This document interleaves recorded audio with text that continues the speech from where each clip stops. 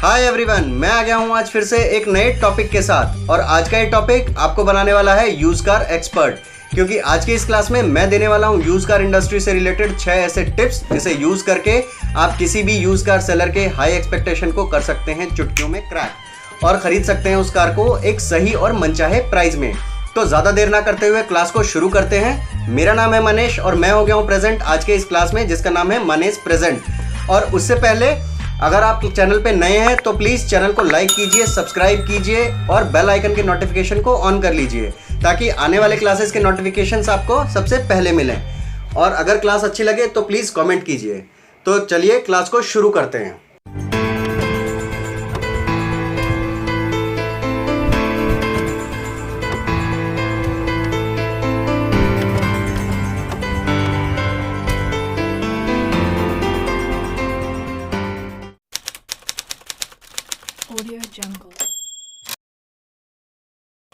तो जो हमारा फर्स्ट पॉइंट है वो है मार्केट पॉपुलैरिटी। तो ऑटोमोबाइल इंडस्ट्री में कुछ ब्रांड्स हाई डिमांडेड हैं और ये फास्ट सेलिंग मॉडल्स भी हैं, जैसे Maruti, Hyundai, Toyota, Honda, Mahindra etcetera. और ऐसा क्यों है? क्योंकि इनके रेडली अवेलेबल सर्विस सेंटर्स हैं, ईजिली अवेलेबल स्पेयर पार्ट्स हैं, हाई माइलेज है, हाई रीसेल वैल्यू है। और एक इंडियन कार यूज़र्स को भी यही चाहिए, हाई माइलेज चाहिए, आफ्टर सेल सर्विस अच्छी होनी चाहिए, हाई रीसेल होनी चाहिए, राइट, ये सारी चीज़ें। इसलिए एक हाई डिमांड वाले कार के सेलर की एक्सपेक्टेशन भी हाई होती है, क्योंकि उनका मानना है कि ये हाई डिमांडेड है। और इन ब्रांड्स की हाई डिमांड ही वो पॉइंट है जिसका इस्तेमाल आपको एक्सपेक्टेशन को तोड़ने के लिए करना चाहिए। तो इसे एक एग्जांपल के ज़रिए से समझते हैं। मान के चलते हैं कि एक सेलर है जो अपनी मारुति स्विफ्ट को बेचना चाहता है और ये सबसे high demand make and models में से एक है, ये हम सभी जानते हैं। तो जाहिर सी बात है कि उस सेलर की एक्सपेक्टेशन भी हाई होगी, राइट। और ऐसे हाई एक्सपेक्टेशन वाले सेलर की एक्सपेक्टेशन को ब्रेक कैसे करना है उसका तरीका मैं बताता हूँ। तो ड्यूरिंग द कॉन्वर्सेशन आपको सेलर से जो है ये बताना है, ये समझाना है कि सर मार्केट में स्विफ्ट की एक्सेस सप्लाई होने के कारण जो है इसकी रीसेल प्राइस काफ़ी नीचे चली गई है। क्योंकि ये हाई सेलिंग कार्स में से एक है, इसलिए मार्केट में ये कार डिमांड से कहीं ज़्यादा है और इससे कार की वैल्यू कम हो रही है। और मार्केट में डिमांड एंड सप्लाई के फंडे को सभी जानते हैं, राइट, कि अगर 100 का डिमांड है और 200 की सप्लाई हो रही है तो जाहिर सी बात है उस चीज़ के प्राइस पे इफेक्ट पड़ेगा ही पड़ेगा। और साथ ही सेलर को ये समझाना है कि ऐसा नहीं है कि मारुति के सभी मॉडल्स हाई डिमांडेड हैं। अगर ऐसा है तो मारुति की SX4, ए स्टार, जेन, एस्टीलो, ये भी तो मारुति के मॉडल्स हैं, इनकी डिमांड तो हाई सेलिंग नहीं है। इसलिए ये कभी मत कहिए कि मारुति की सभी कार्स हाई सेलिंग और हाई डिमांडेड होते हैं, राइट। याद रखिए कि आज के इस क्लास के बाद में आप एक्सपर्ट हो और सेलर को भी इसका एहसास होना चाहिए उसके साथ आपकी हर कॉन्वर्सेशन में। और अब बात करते हैं non popular brands and high expectation वाले सेलर को कैसे डील करें। तो नॉन पॉपुलर मेक और मॉडल जो हाई सेलिंग नहीं होते हैं और इसलिए ये लो डिमांडेड है और इसलिए इसकी मार्केट वैल्यू कम है, जैसे कि शेवरले, निशान, स्कोडा, फोक्सवैगन। और अगर आप एक लो डिमांड ब्रांड के मॉडल को ख़रीद रहे हो तो आपको सेलर को ये बताने की ज़रूरत है कि सर ये पर्टिकुलर व्हीकल के एंड बायर्स मार्केट में बहुत कम है, इसलिए इसकी रीसेल वैल्यू भी कम है मार्केट में।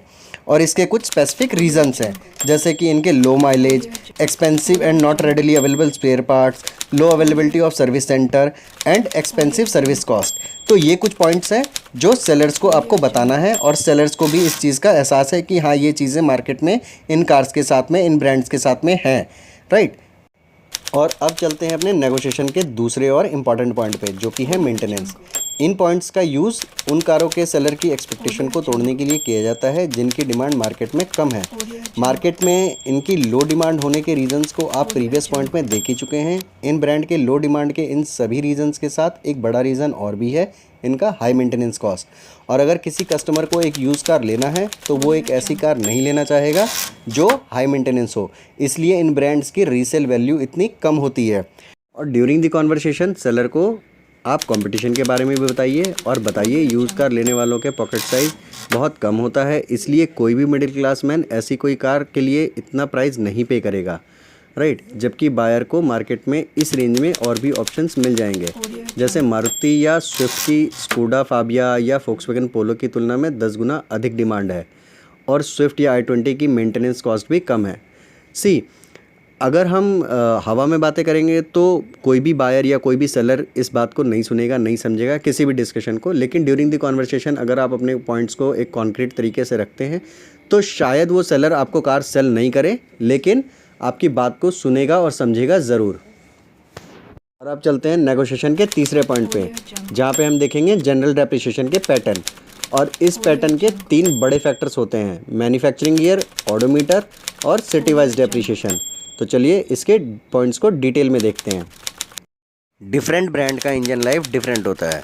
कुछ ब्रांड्स की इंजन लाइफ कम होती है और इसलिए मैन्युफैक्चरिंग ईयर का एक बड़ा रोल होता है किसी भी सेलर की एक्सपेक्टेशन को क्रैक करने में। जैसे कि मैं बात करूं अगर टोयोटा और होंडा व्हीकल्स के इंजन की, तो इनकी लाइफ ज़्यादा होती है कंपेयर विद अदर ब्रांड्स, और इसलिए इन ब्रांड्स की मैन्युफैक्चरिंग ईयर के बेस पे डेप्रिसिएशन लोअर है Skoda, Chevrolet, Volkswagen, Fiat, Ford, Renault and Nissan इन ब्रांड्स की तुलना में।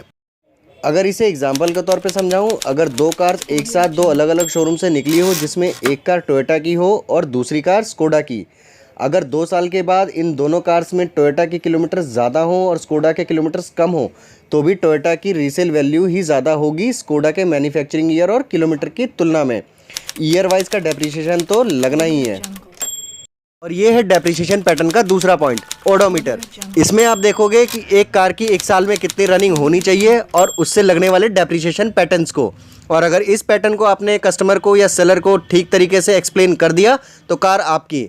एक प्राइवेट कार 1 साल में 12,000 से 15,000 किलोमीटर तक चलनी चाहिए, और according to the manufacturing year और किलोमीटर जो इसका डेप्रिसिएशन होगा वो 15% का होगा फर्स्ट ईयर में, and second year, third year and fourth year में जो होगा वो 10%।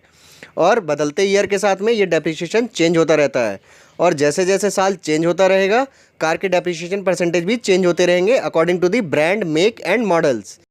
एग्जाम्पल के तौर पे बताऊं तो अगर एक होंडा सिटी है 2013 मॉडल की, जिस पे 15% का स्टैंडर्ड डेप्रिसिएशन लगता है फर्स्ट ईयर में, and second and third year में 10% का, और ये एप्लीकेबल होता है अगर इस कार के किलोमीटर्स ऊपर दिए गए रेशो में हो तो 3 साल में अगर ये कार एवरेज 13,000 के हिसाब से 39,000 किलोमीटर चली है तो ठीक है, लेकिन अगर ये कार चली है 42,000 या 45,000 किलोमीटर तो इस पे 10% का एक्स्ट्रा डेप्रिसिएशन लगता है, और ये भी कस्टमर को बताओ। है ना मज़ेदार और इम्पॉर्टेंट पॉइंट। अब चलते हैं जनरल डेप्रिसिएशन पैटर्न के तीसरे और आखिरी पॉइंट पे, जो है depreciation based on city where the car is running. ये एक बहुत इंपॉर्टेंट पॉइंट है, क्योंकि ये हम सब जानते हैं कि एक कार का रजिस्ट्रेशन स्टेट और रजिस्ट्रेशन सिटी का बहुत इंपॉर्टेंट रोल होता है एक कार के रीसेल प्राइस में। लेकिन क्या आप ये जानते हैं कि कार के रीसेल में उस स्टेट और उस सिटी के वेदर का एंड वाटर का भी एक बड़ा रोल होता है जिस स्टेट और सिटी में कार चल रही है। और अगर एग्जांपल के तौर पे देखें तो मुंबई की कार को पुणे में कभी एक अच्छा रीसेल प्राइस नहीं मिलेगा, क्योंकि मुंबई में 90% कार्स रस्टेड होती हैं because of flood and heavy rain. और ऐसे ही दिल्ली एनसीआर में देखो तो फरीदाबाद की कार्स हैवी रस्टेड होती हैं due to water issue, and इसलिए फरीदाबाद के व्हीकल्स का कभी अच्छा रीसेल प्राइस नहीं मिलेगा दूसरे सिटी में। तो अब पता चला कि एक सिटी और एक स्टेट के वेदर का और वाटर का क्या रिलेशन होता है एक कार के रीसेल में। Thank you so much. So everyone, आज के क्लास में इतना ही। मिलते हैं अपने अगले क्लास में कुछ ऐसे ही इंटरेस्टिंग टॉपिक के साथ। और ये इन्फॉर्मेशन अगर अच्छी लगी तो प्लीज़ चैनल को सब्सक्राइब कीजिए, लाइक कीजिए, कमेंट कीजिए और बेल आइकन के नोटिफिकेशन को ऑन कर लीजिए, ताकि आने वाले क्लास के अपडेट्स मिलते रहें। मिलते हैं अपने अगले क्लास में। जय हिंद, वंदे मातरम।